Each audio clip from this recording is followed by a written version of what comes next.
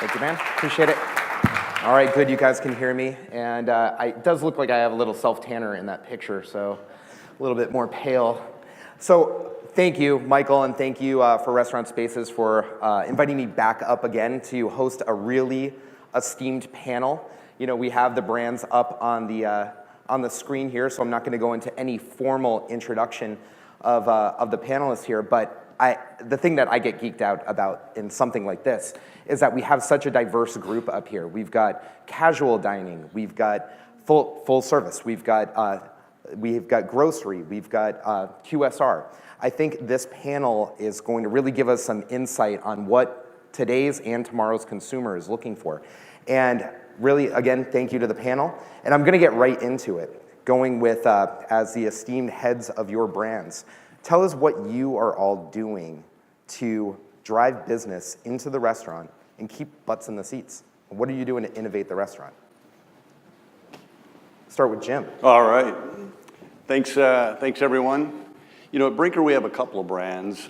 We used to have a lot more brands, but now we're down to Chili's and Maggiano's. And the Chili's brand is continuing to evolve. So we're right now in the midst of a fleet-wide reimage program. We're about 300 restaurants into reimaging 900 restaurants across our system.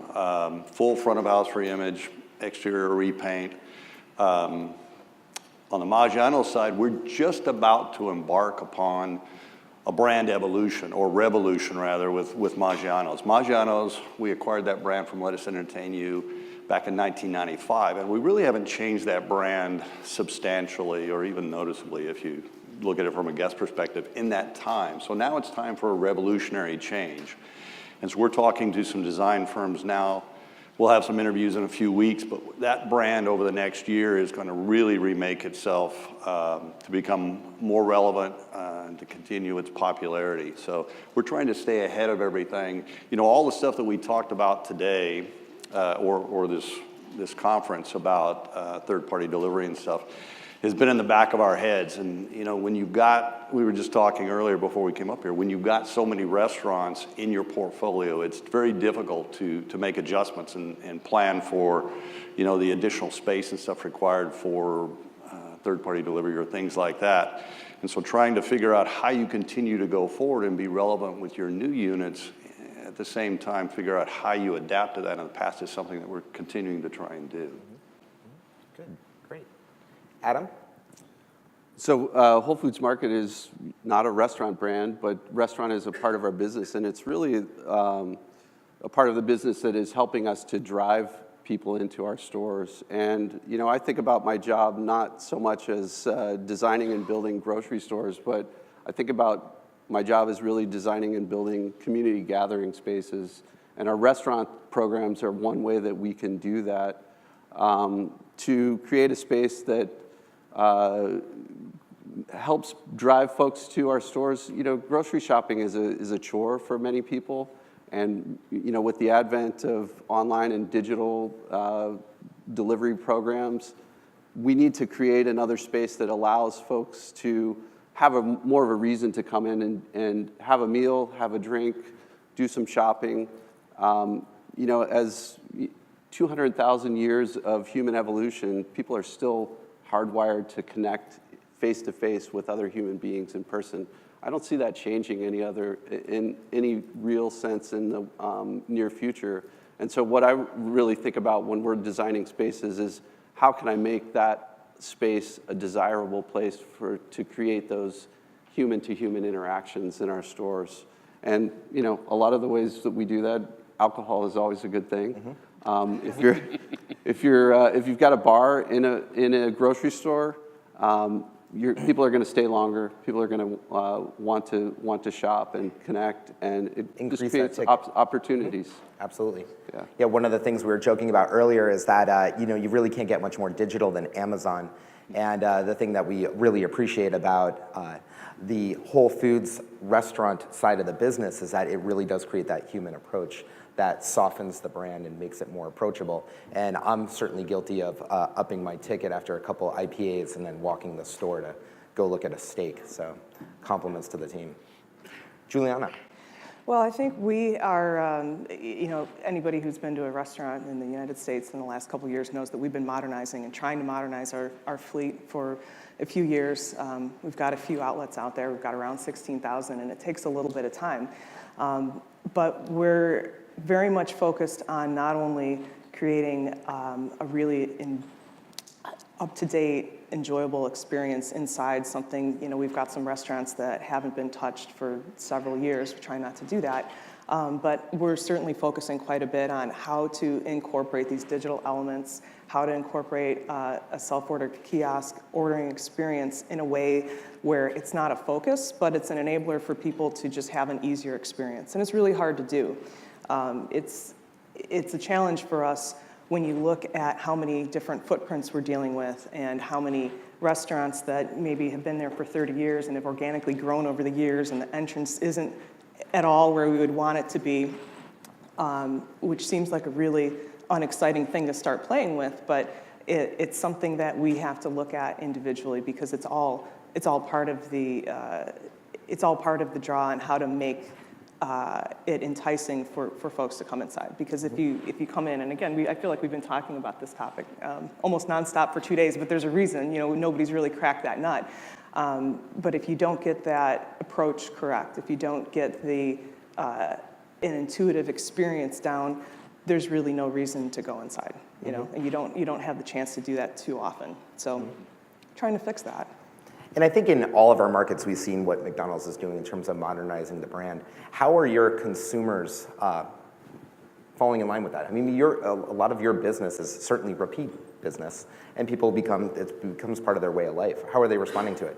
It is. Well, it's interesting because, we have, with as many restaurants as we have, it takes a long time to get to a point where the brand is perceived as being modernized. I think the tipping point is, once you've got about 80% of your outlets modernized, the perception is that, okay, this experience extends to other McDonald's as well. And again, it takes a long time to get there. But the customer response has been overwhelming. I think people appreciate anything that we can do to, know that we're making a space that is meant to be lingered in. There's a lot of restaurants where you'll see signs posted, no loitering, 30 minutes only. We have to get rid of all of that. We have to change that mindset. We don't want to boot anybody out. We want it to be a welcoming place for people. So every time we go in and do a remodel, it's usually a full remodel. We find that we get a much better return from a full remodel. The customer response has been overwhelming. I mean, we see it in the bottom line, but we see it in our feedbacks from the call-in scores. It's worth the investment, for sure. Good. Todd, you have very dynamic brands under your umbrella, and I wish we had the time to touch on all of them, but tell us what you're doing. Well, I think, and first of all, thank you for allowing us to be here and speak with all of you, and whatever we can provide as insight, certainly would like to share. From Darden's perspective, and we are very blessed with 8 different brands, and they're all over the board as far as casual to fine dining. They all have different needs, but I think, as it was stated earlier, it's really an evolution that's important to us. To move things forward, you can't simply forget about the past. You can't forget about where you started and how you got to where you are today. Most importantly, you can't forget about those guests and turn them off. There's a lot of conversation, there's been for years, about millennials, the next generations, all those things. That's great. And we have to think about the future. But how do you evolve a brand that allows you to make sure that you're addressing and attracting not just the new generations and their needs, but also holding on to the core, which is the foundation of where you are today. So as we look at renovations or we look at evolutions of the brand, it's really trying to figure out, how does that all come to play? I use Olive Garden as an example because it is the largest brand that we have and certainly most iconic. And you've seen in the architecture of the building, stone facades, they look like they're right out of Italy. They have a certain feel and character, and that's great. But how do you take that box, which can stand pretty much by itself? You took the sign off, you drive down the street, you probably would say, oh, there's an Olive Garden. But how do you take that brand and move it forward? Do you open it up more? Do you put glass on the outside? Do you make it so that you can change some of the materials? If we look at Italy as an example, they never tear anything down. They simply just build on. So our approach as we look, and as we have all stated, it's easy to go forward. It's difficult to go backwards. So how do you take those existing boxes in the bricks and mortar that you have and start to apply some of those elements, so therefore it makes some sense? So regardless if it's a McDonald's or Chili's or whatever the brand happens to be, you're looking at evolving and you're looking at holding on to those various pieces. So you can add some of those new characteristics, if you may, into those buildings, both on the facade on the outside, which attracts your guest, as well as on the inside. You may change the entire feel, the layout, the various components. But the challenge that we face, and obviously it came up in the conversations over the last couple days about third party. How do you receive the guest? What's important when the guest comes in? Do we stack them up to receive or to pick up their takeout orders, or those that are picking it up themselves? Where do they go? Those are bigger challenges, and they take seats out of your restaurant. Seats are like gold, and those are really important because we never want to make or deter a guest from coming into your restaurant, nor make it a difficult or an uncomfortable situation. So we have to figure out how it all plays out in the brand itself, in the box. So a lot of interesting challenges, but the key for us is always evolving and moving forward. Interesting. And maybe more specific to our full service. So Todd and Jim, could you see in the future with third party taking away seat count and actually creating a smaller footprint with your brands? I think that's a good question. You know, Todd and I were just talking about this, and he mentioned that seats are gold in the restaurant, and each seat has a certain value, and you're trying to balance that. So for us at Chili's, takeout is about 12% of our business. So it's a growing part. So we're enjoying some increased sales, and about almost half of that is a result of an increased takeout business. So you have to acknowledge that, but you can't give up what you got. So that's a push and pull, and we'll probably have to do that. We'll probably have to give up a few bar seats in order to try and make that third-party delivery more effective for us. We just haven't gotten there yet. So I don't think we've quite cracked the formula on what's going to happen to know how much we'd have to take out of our restaurant to do it. Mm-hmm. Yeah, I think Jim's absolutely right. And typically when you're going to take out a seat, it does come out of the bar. Sounds counterproductive in the sense that the margins on alcohol are such great margins. But the reality is that our brands, at least some of them, like Olive Garden, Cheddar, some of those brands, like Chili's, the bar business is good, but it's not the driving piece. So that may be the real estate that you're looking to carve a little bit out of. Counters, presentations for those various items to go and take out is a pretty good business for us, and is growing, Jim, to your point as well. But the conversation that came out earlier is trust. And if you're looking at when you place an order, how do I know that the person heard me right, that they're giving me everything they want? The worst situation that you can encounter is when you finally get your product home, open the bag, and you're missing an item. What are you gonna do? You're gonna get back in your car and go back? You're gonna go scream at somebody? You can get on the phone? No, I mean, so what we've tried to do is do more of a presentation. So to go for us comes out in baskets. Doesn't come out in bags, comes out in a basket. And we physically, in front of the guest, transfer into a bag. We let them see exactly what we're doing and what they've ordered. And if there's a question, we can address it right then and there. It makes a big difference. But you can only do that by bringing the guest into your restaurant. And that's the bigger challenge that we've got in today's world as we talk about third-party deliveries. How does that come into play? So we've got to work out some of those issues as we go forward. But the bigger piece for us is to share, to show, and to make sure that we got it right. You know, that's a really interesting point about, you know, the whole, we're kind of renowned for, you know, people at the drive-thru. You've always got to check the bag because there's something, you're right, you leave and you don't want to go back. But we've noticed as we started introducing different ordering technologies, whether it's mobile ordering or kiosk, self-order kiosk ordering, the customer attitude toward that technology is directly related to the attitude towards the crew member and the hospitality they're already getting. So we found in restaurants where people are getting a really good crew experience and they're getting really good interaction, they have a very favorable view on the technology that's integrated, because I don't think people go in and separate the two. They see it as an experience. So conversely, when we've had a not so optimal crew experience, they view technology poorly as well, because it's just the overall experience is viewed as subpar. So we've been spending a lot of time, not getting away from the checking the bag syndrome throughout the entire experience, because they're just so closely intertwined. One of the things that we're trying to do is to drive our customers to our app, because we found that really reduces dramatically the two primary complaints: order accuracy and timeliness, right? So if they're on the app, they can order it, they can modify it themselves, it comes out right, provided it gets put in the bag properly. We're also trying to drive people to curbside, so to make it more convenient, so that we can kind of spot them when they arrive. We note on the app about when the order is going to be ready. And so we try and do that. And that's a challenge with what Todd was explaining, how if a customer comes in, we actually load it into the bag so that we're confirming that accuracy there. But if you're on curbside, you don't have that opportunity. So utilizing the app and stuff and technology, to Juliana's point, is really helping us out if we can get the customer to do that. Most of our problems come from phone-in orders. Well, thank you for taking it down that path. Adam, I have a question for you, and I know, unless you want to add No, to go that. ahead.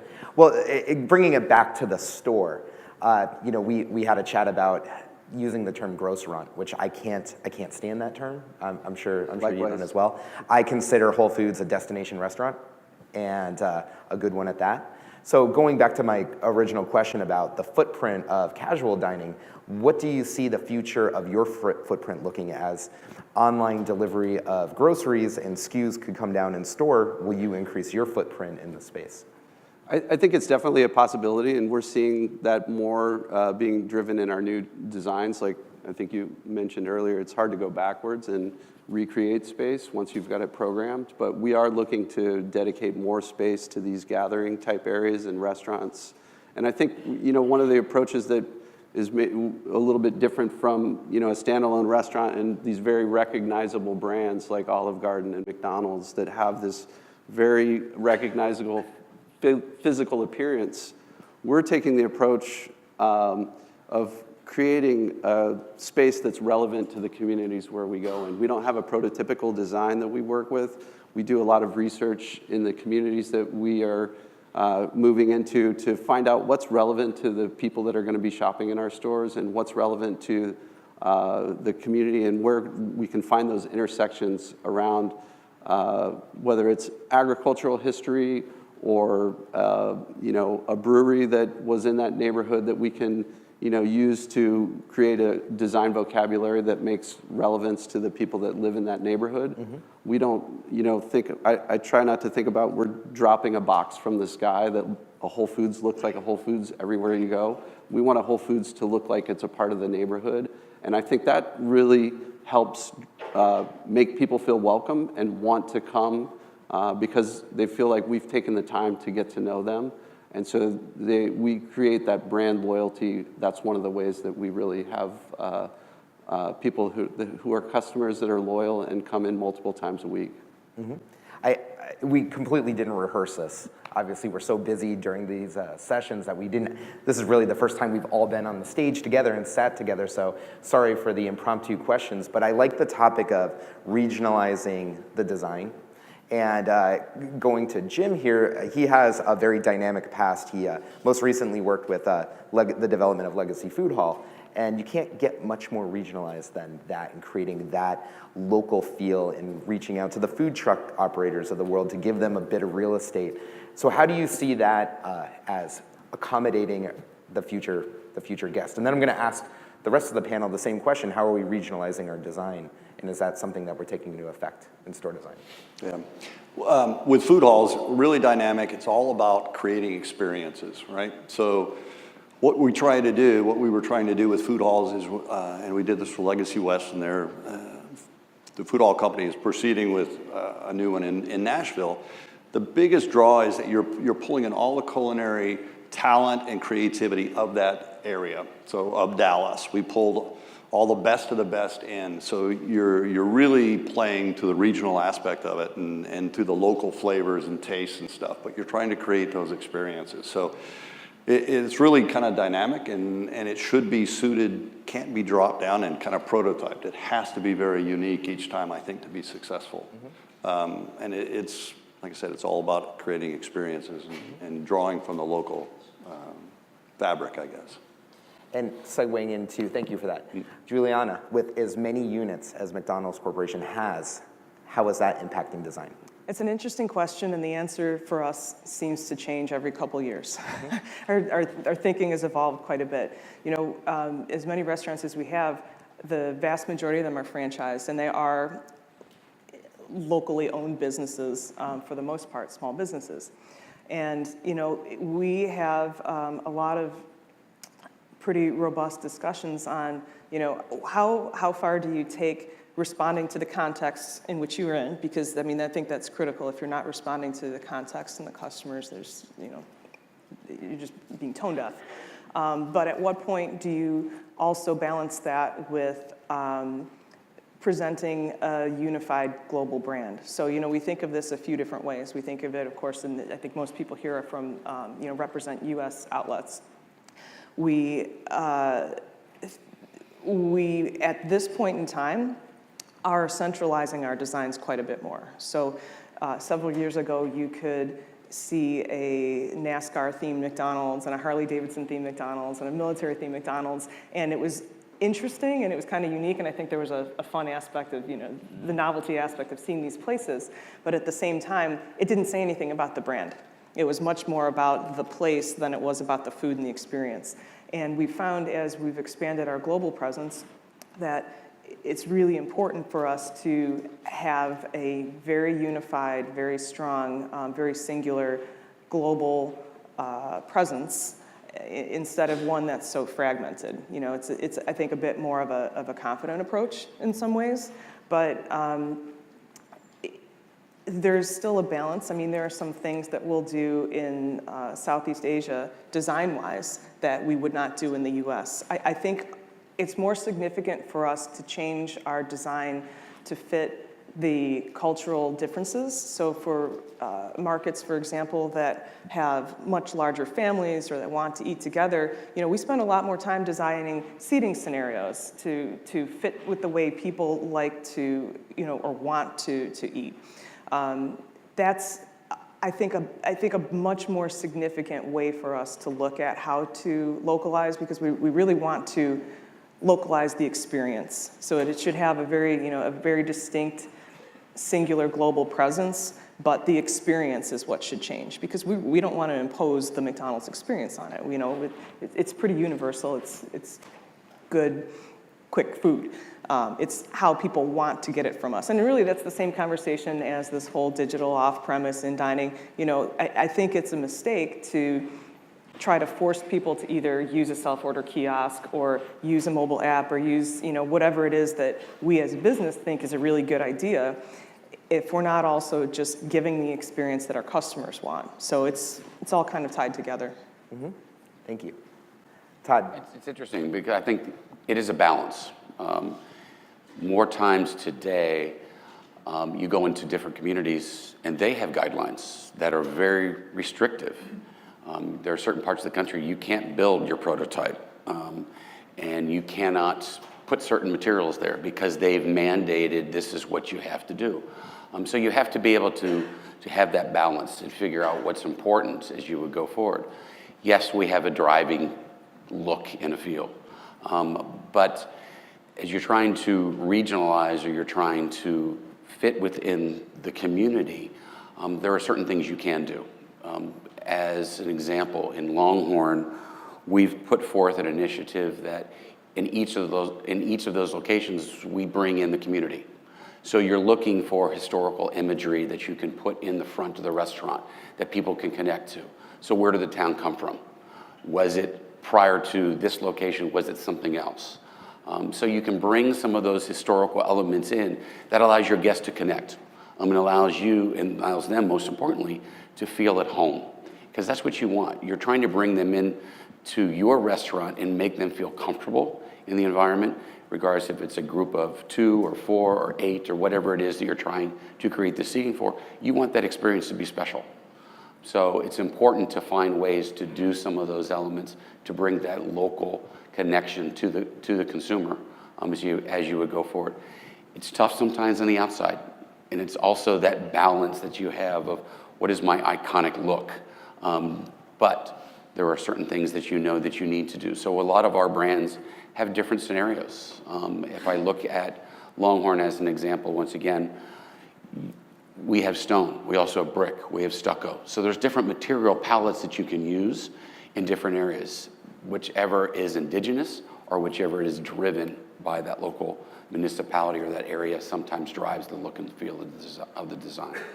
I think also one of the things that you have to take into account is it's not just the physical design elements, but programmatically you can regionalize your approach. One of the things that we've been doing successfully with our restaurant concepts is working with chefs that are known in that community to develop, to either partner with them on developing a specific menu or an entire concept that we're rolling out within a store. And I think that kind of reinforces that we're taking this community into account. We're, instead of coming in and doing it, you know, better or different than the community, we're bringing the community into us and recognizing that there's real talent here, like you said, with looking for local talent. We're bringing those folks in and creating partnerships and creating opportunities that reinforce that regionalized and local message. Mm-hmm. I have one more question to ask before we open it up. There's a lot of knowledge here, so I really welcome people to ask some questions. But this was brought up last year, and it was a question I didn't ask. What are some of the lessons learned that you have all gone through in restaurant design? Said, I wish I could have hit Control Undo on that one. Just, you know, a lesson that you could teach everybody. You want me to go first? Yeah. All right, I'll show my dirty laundry. You know, I think some of the foibles that we've kind of hit upon is maybe not changing quick enough. You know, I think everybody realizes that the pace of change has increased. I think it's just, we're a byproduct of this instant gratification mentality in our society. We used to be able to change these things every 10 years, every 12 years and be fine with it. And now we're probably down to 3 to 5 years, if not that. And then, you know, if you've got a big chain, it's like painting a bridge. You get to the other end, you turn around, you start it again because it's 3 years down the line. But I would say one of the biggest things we've probably done is just not changed fast enough, gotten really comfortable with what we're doing and use the excuse of our size as a reason not to adapt and not to look for ways to adapt. I think that sometimes we look at our bottom line more than we look at the horizon. Mm-hmm. Okay, that's an interesting perspective. And you know, I've worked on the retail and restaurant side my entire career, and it is interesting to see how we're now moving at the speed of retail. So that's a great perspective. Adam? For us, it's always, you know, kind of the dynamic tension between constrained store square footage and how much of the store is restaurant, how much of it's grocery. You're really trying to do that calculation of square footage, sales per square foot.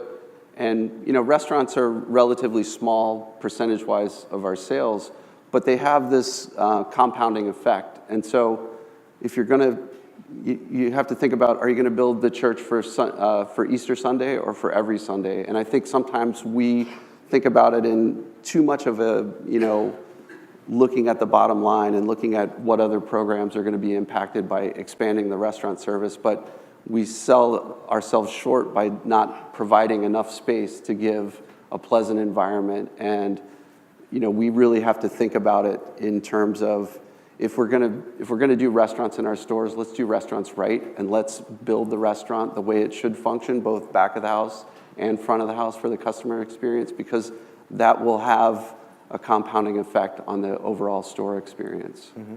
And so we've definitely missed the mark in some of those early experiments by not dedicating enough square footage to the restaurant experience. Mm-hmm. Thank you. Juliana? So that's an interesting question to think about. I guess what our biggest learnings would be. I would say that none of us have a crystal ball, and the biggest mistake that we've made is probably trying to future-proof too much. You have to just, you know, kind of make a decision at some point and be willing to know that, you know, 3 months out, you can make some assessments and figure out maybe that second prep line didn't work, maybe that hallway that I wanted to add in, for the third drive-through window was a terrible idea. I feel like you have to be willing to make mistakes, and it's easy for us to say with so many restaurants because there's always another one. there's another. We learn. We make a lot of mistakes, and then we learn from a lot of them and kind of compound them. But I think if you're not trying a lot of things and then constantly reevaluating, you're not pushing far enough. So I see a lot of brands making very incremental changes that don't have big payoffs because they're really shy about not knowing what's happening and just being very concerned about making the wrong move. The thing is, you're going to make the wrong move. It's going to happen. Accept it, get right with it, be okay with it, and then be very willing to pivot when you realize that it's not the right move. And I think that's the only way you can really push any kind of meaningful change. Thank you. Todd? That's a really tough question because there's so many things that I think we've all learned over our careers and challenges with each of the different brands that we work with. I guess one of the things that's a lesson that we learned really early on, we all go through changes and renovations. Never turn off the lights. Don't ever shut your doors. You don't want to give a consumer an excuse to go someplace else. So keep the lights on. Renovate as you need to. Do it in increments. Do it whatever changes you need to make those changes occur. Do it in that format. Yes, it will cost you more, but it will save you much more in the long run because it's critical that you keep the guests coming in your door. We're going through a renovation right now that we actually start later next month on the Times Square location for Olive Garden. Times Square is a huge restaurant. It's a 3-level restaurant for us. It's on 2 Times Square. It hasn't been touched in 15 years. It needs a lot of love. And we're going to give it to them. But we have multiple challenges that are associated with it. I'm in a hotel, so I'm restricted on my hours in which I can do major demolition. I can't bring jackhammers in. I have to bring picks and to try to take out certain pieces. We're taking 30 feet of a mezzanine out of a building. So I've got concrete, steel, all these elements. We'll take a 20 by 20 space and we'll basically work it through. And then we'll move to the next 20 by 20 space and so on and so forth until we renovate the entire restaurant. Yes, it will take me probably 42 weeks to finish this job, but I have to keep the lights on and I got to keep the doors open because that's my guest. And they don't care what you're going through. They'll deal with, pardon my dust, and all of that stuff that we deal with. But it's important that they understand and recognize the fact of where you're going. And they would like to see the end result, but they're very patient as long as you talk with them and communicate outwardly of what you're trying to do. Thank you. I really appreciate all of the insight. And I do want to open it up to the floor for any questions for the brands. And if not, I will fill the 15 minutes with song and dance. Please ask questions. Please, please, please, please. Please ask us. We don't want them to song it. Spare us all. So you guys mentioned about the quality of putting the order into the bag and getting it right, and I liked the approach of actually loading the bag in front of the customer.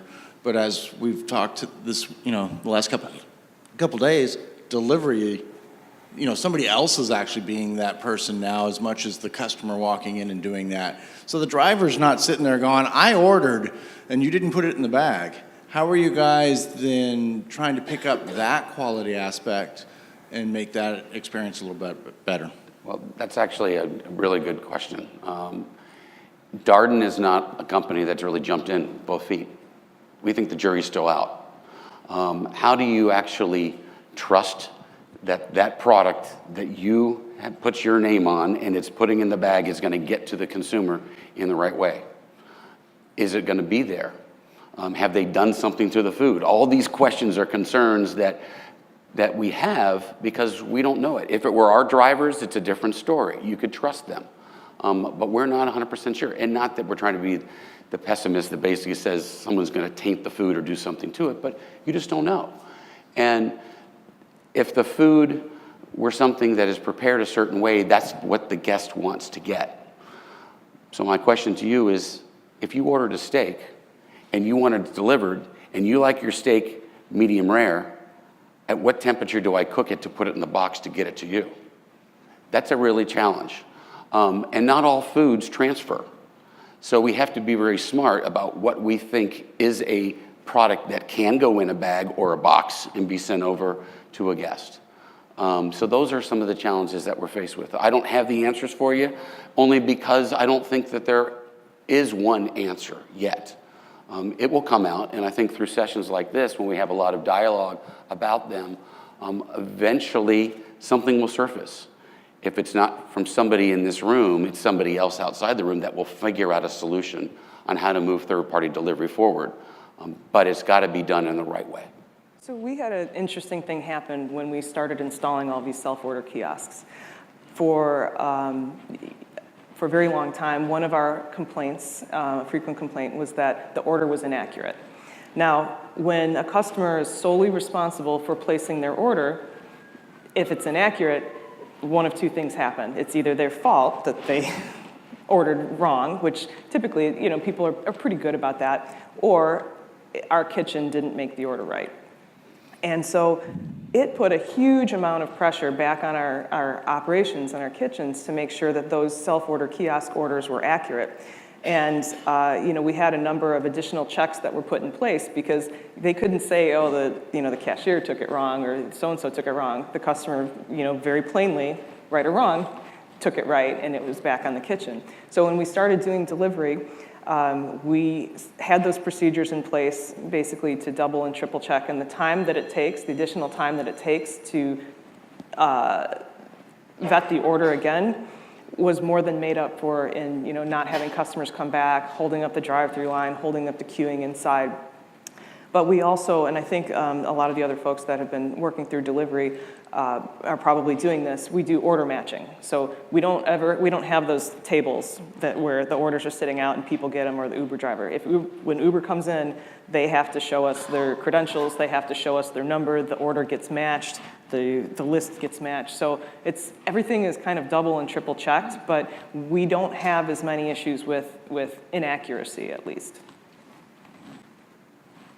Yeah, for us, we, like Darden, we really haven't, Brinker hasn't embraced third-party delivery wholeheartedly. We recognize that as the way of the future, but for us, the concern is around how our brand is presented to the customer, to the guest ultimately. And we feel a little bit uncomfortable right now about handing it over to a third-party intermediary that's going to deliver that either late or poorly or whatever happens to that food, whether it's touched or not. And the other piece is kind of the integration with our operational systems. So we've been doing to-go in our restaurants since, the mid-90s. So we were an early adopter of that, and we realized that was going to be a big part of our business, or at least a big enough part of our business to place the emphasis on it. But we really haven't it was always kind of a distraction, and we put it by the bar so that the bartender in the slow hours could service it. And as it grows and becomes a bigger part of our business, I think that the operational piece is really critical. So if the systems don't integrate, and it becomes much more difficult for those folks that work that station to execute the to-go orders, and the third party get in the way and kind of degrade the entire experience, that's a risk that we don't want to take right now. So we've kind of challenged some of these third-party providers to take their platforms and make it integrate with ours a little bit better, so that it becomes a little bit less onerous to try and have to double check everything and triple check everything to make sure that you're getting it right, because that takes us away from our core business, arguably. Yeah, and restaurant not being part of our core business, we haven't adopted delivery and third party for many of the same reasons that everyone's mentioned here. And I think primarily, as a mission-driven company, Whole Foods Markets, our first core value is the highest quality food available. And so that quality, we just haven't seen the right system to get the level of quality to the customer in third-party restaurant food that we'd like to see. That being said, though, it's definitely something that we should all be talking about and thinking about, because it is becoming a self-fulfilling prophecy. In San Francisco, the city just did a study on traffic, and the traffic engineer estimated that up to 60% of all the cars driving in San Francisco at any given time are third-party delivery, Uber, Lyft. And when you have that kind of traffic that's generated by the gig economy, it is keeping people from going to a restaurant because they don't want to be in the traffic. And so it's this cycle that is perpetuating itself, and we have to figure out how we're going to deal with it. Drones. Yeah. Drones. Lots of drones. Drones. You laugh. We're just going to drop it all. You are. Great question. Thank you.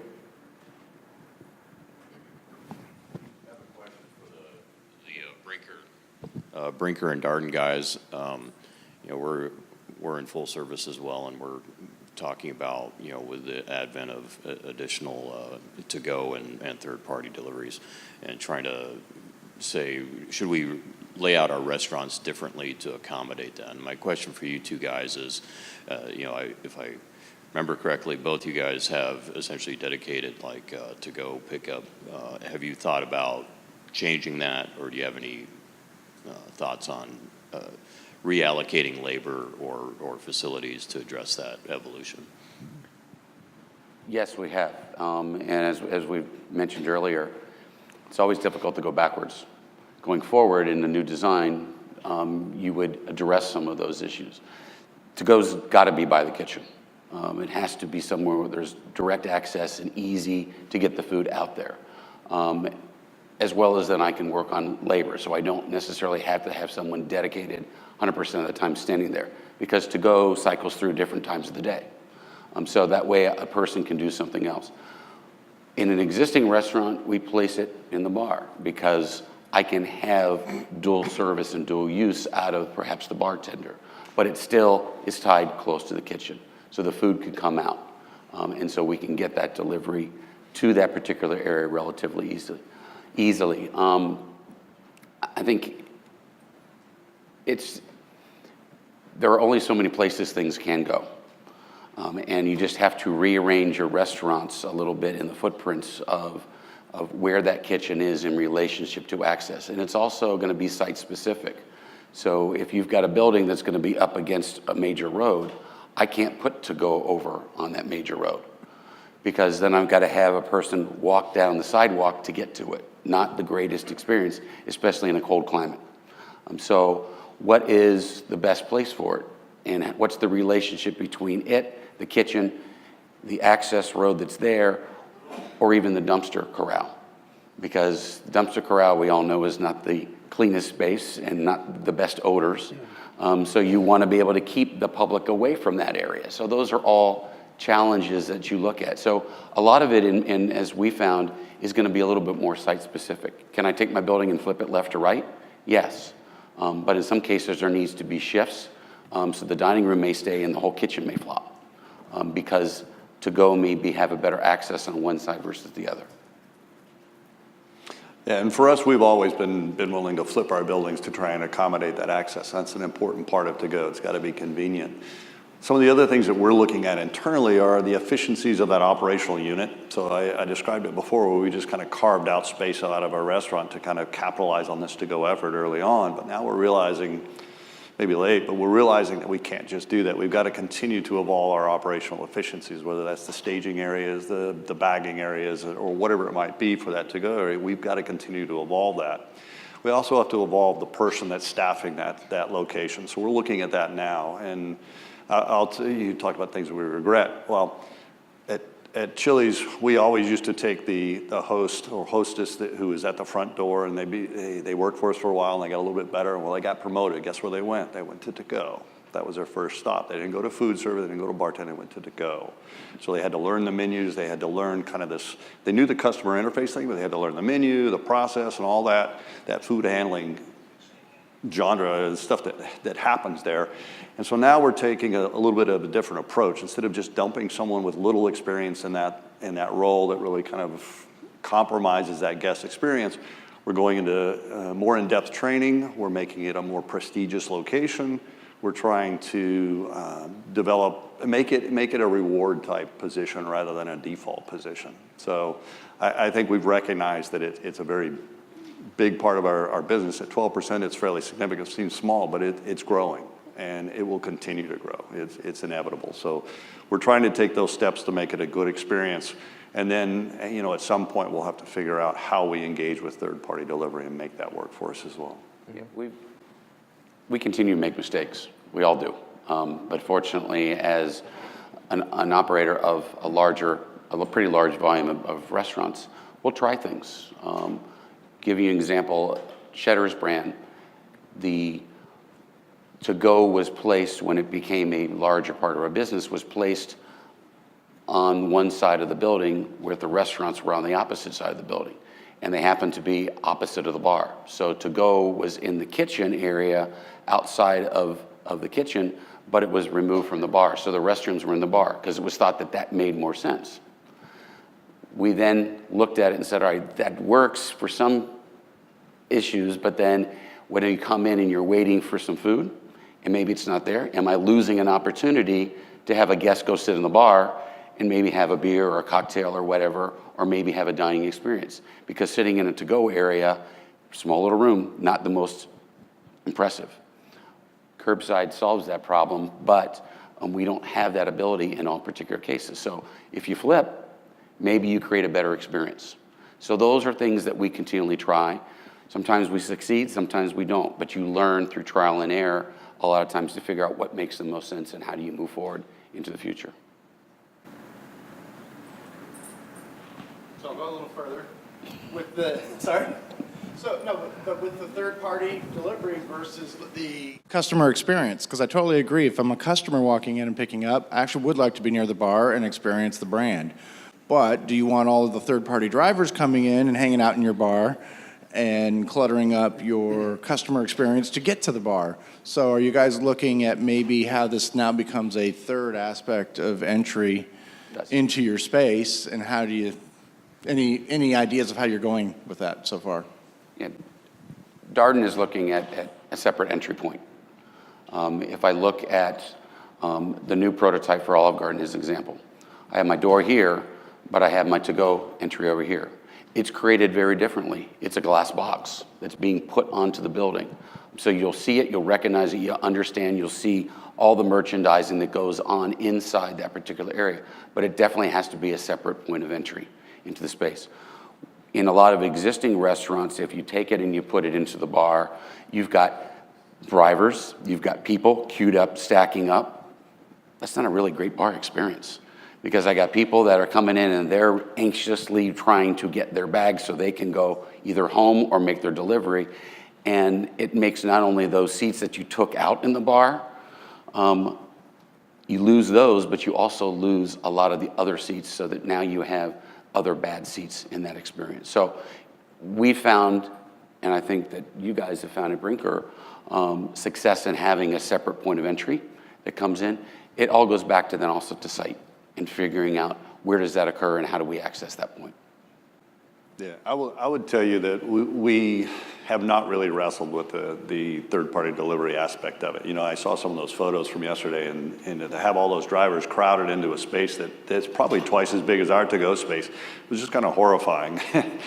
So we really haven't gotten our arms around that, and that's one of the reasons that we really haven't stepped fully into this arena, because we're just still trying to digest. So I got a lot out of this conference here this week, but we need to take it a few steps further in its evolution. It hasn't fully gelled yet, and it hasn't really shaken out, I don't think, but it's something that we can't avoid. We're going to have to figure it out. Juliana, can you provide a little point of view from the QSR perspective? You've got lunch rush, you've got, you know, parents coming through with the kids through the drive-through. So how are you accommodating for the third party? So it's a similar issue for us. You know, our dining rooms are really small. If we have a large one, you know, we're maybe approaching 2,000 square feet. So we do spend a lot of time thinking about how to not cannibalize one experience for another. So whoever's sitting in the dining room who chooses to sit, you know, one of the 30% that does want to come in and actually sit down, it doesn't help them, it doesn't help anybody if they're sitting in the middle of a service counter. And that's what happens once you start introducing self-order kiosks. You know, the size of your counter it grows exponentially. I mean, you're almost doubling your service area. You're also blurring the lines between the dining room and the service area. And the same goes for Uber. I know your question was about third-party delivery and takeout. For us, takeout as well. And we do have people that come in just for coffee. So it's a very delicate balance between people that are coming, customers, direct customers that are coming in for very specific things and want to do a specific thing in a certain way, and accommodating these drivers.